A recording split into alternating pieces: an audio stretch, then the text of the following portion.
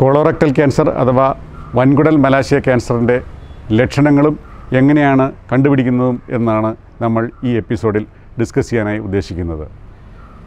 Colorectal ക്യാൻസറിൻ്റെ സ്റ്റേജുകൾ അനുസരിച്ചാണ് ഓരോ ലക്ഷണങ്ങളും പ്രത്യക്ഷപ്പെടുക. ഏറ്റവും സാധാരണയായി കണ്ടുവരുന്ന കോളോറക്ടൽ ക്യാൻസർ ലക്ഷണം എന്ന് പറയുന്നത് ബവൽ ഹാബിറ്റ്സിലുണ്ടാകുന്ന വ്യത്യാസമാണ്. മലബന്ധമുണ്ടാകുക, അല്ലെങ്കിൽ ഇടവിട്ട് വയറിളക്കവും മലബന്ധവും മാറി മാറി വരിക, മലത്തിലൂടെ രക്തം പോവുക, മലം കറുത്തു പോവുക തുടങ്ങിയവയാണ് സാധാരണയായി കണ്ടുവരുന്ന കോളോറക്ടൽ ക്യാൻസർ ലക്ഷണങ്ങൾ.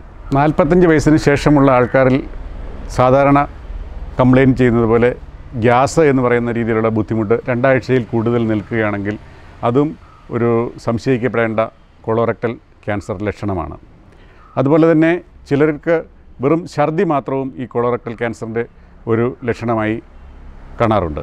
തൂക്കക്കുറവ്, വിളർച്ച, ക്ഷീണം എന്നിവയും ഒരു കോളോറക്ടൽ ക്യാൻസർ ലക്ഷണമായി കണ്ടുവരാറുണ്ട്.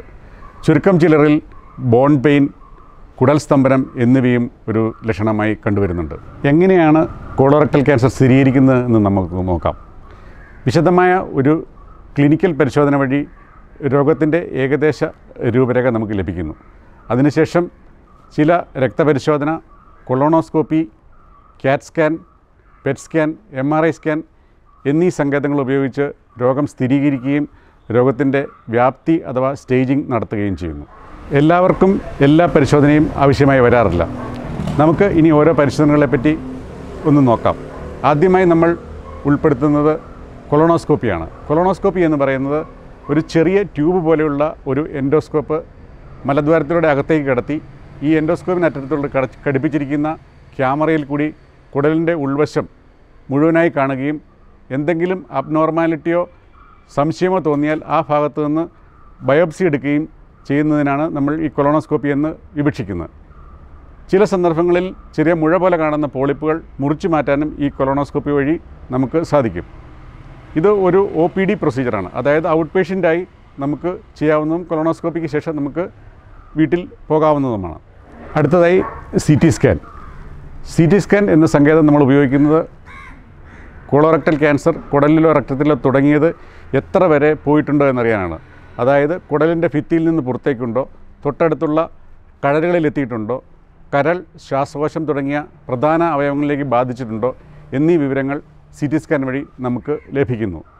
അതുപോലെ തന്നെ ചില സന്ദർഭങ്ങളിൽ കൊളോണോസ്കോപ്പി ചെയ്യാൻ കഴിയാത്തവർക്ക് വെർച്വൽ കൊളോണോസ്കോപ്പി എന്ന പരിശോധന നടത്താനും CT സ്കാൻ പരിശോധന നമുക്ക് സഹായകരമാണ്. MRI സ്കാൻ എങ്ങനെയാണ് പ്രയോജനപ്പെടുക എന്ന് നമുക്ക് നോക്കാം. പ്രധാനമായും റെക്ടൽ ക്യാൻസറിനാണ് MRI സ്കാൻ പ്രയോജനപ്പെടുത്തുക. വൻകുടൽ ക്യാൻസറിന് MRI സ്കാൻ അധികം പ്രയോജനപ്പെടാറില്ല. മലദ്വാരത്തിലെ ക്യാൻസർ എത്ര കണ്ട് പുറത്തേക്ക് വന്നിട്ടുണ്ട് എന്ന് അറിയാനുള്ളതാണ് MRI പരിശോധനയുടെ പ്രധാന ഉദ്ദേശം. ഇങ്ങനെ അറിയുന്ന ഇൻഫർമേഷൻ വെച്ച് രോഗം കൂടുതലാണെങ്കിൽ സർജറിക്ക് മുമ്പ് റേഡിയേഷനോ കീമോതെറാപ്പിയോ കൊടുത്ത് അത് ചുരുക്കുവാനും അങ്ങനെ കൊളോസ്റ്റമി അവോയ്ഡ് ചെയ്ത് സർജറി ചെയ്യുവാനും ഉള്ള ഇൻഫർമേഷൻ MRI സ്കാൻ വഴി നമുക്ക് ലഭിക്കുന്നുണ്ട്. പെറ്റ് സ്കാൻ കമ്പാരിറ്റീവ്ലി ഒരു പുതിയ ഇൻവെസ്റ്റിഗേഷനാണ്. ഒരു റേഡിയോ ആക്റ്റീവ് മൂലകം ശരീരത്തിലേക്ക് നൽകിയതിന് ശേഷം ശരീരത്തിൻ്റെ ഏതെങ്കിലും ഭാഗത്ത് ക്യാൻസർ കോശങ്ങളുണ്ടോ എന്ന് ഒരു പ്രത്യേക മെഷീൻ, പെറ്റ് സ്കാൻ മെഷീൻ വഴി നോക്കുന്നതിനെയാണ് പെറ്റ് സ്കാൻ എന്ന് പറയുന്നത്. പ്രധാനമായും ചികിത്സയ്ക്ക് ശേഷം രോഗം വീണ്ടും വരുന്നുണ്ടോ എന്നുള്ള പരിശോധനയ്ക്കാണ് പെറ്റ് സ്കാൻ പ്രയോജനപ്പെടുക. എന്നാൽ ചില പ്രത്യേക അവസരങ്ങളിൽ രോഗത്തിൻ്റെ അവസ്ഥയേക്കാൾ കൂടുതൽ രോഗിക്ക് ക്ഷീണം അനുഭവപ്പെട്ടാൽ നമ്മൾക്ക് കണ്ടുപിടിക്കാൻ പറ്റാത്ത ചെറിയ മെറ്റാസ്റ്റേസിസ് ഉണ്ടോ എന്ന് നോക്കുവാനും ഈ പെറ്റ് സ്കാൻ നമ്മൾ പ്രയോജനപ്പെടുത്താറുണ്ട്.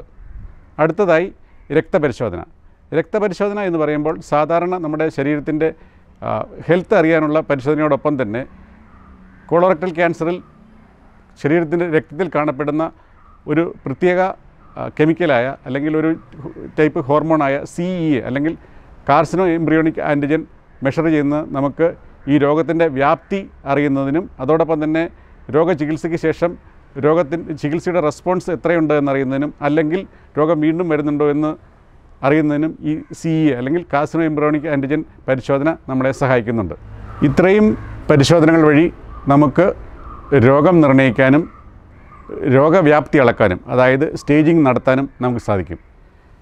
സ്റ്റേജിങ് കണ്ടതിന് ശേഷം ഓരോ സ്റ്റേജ് അനുസരിച്ചാണ് നമ്മൾ കൊളോറക്ടൽ ക്യാൻസർ ട്രീറ്റ്മെൻറ്റ് അഥവാ ചികിത്സ നിശ്ചയിക്കുന്നത്. കൊളോറക്ടൽ ക്യാൻസറിൻ്റെ വിവിധ ചികിത്സകളെക്കുറിച്ച് നമുക്ക് അടുത്ത എപ്പിസോഡിൽ സംസാരിക്കാം. Thank you.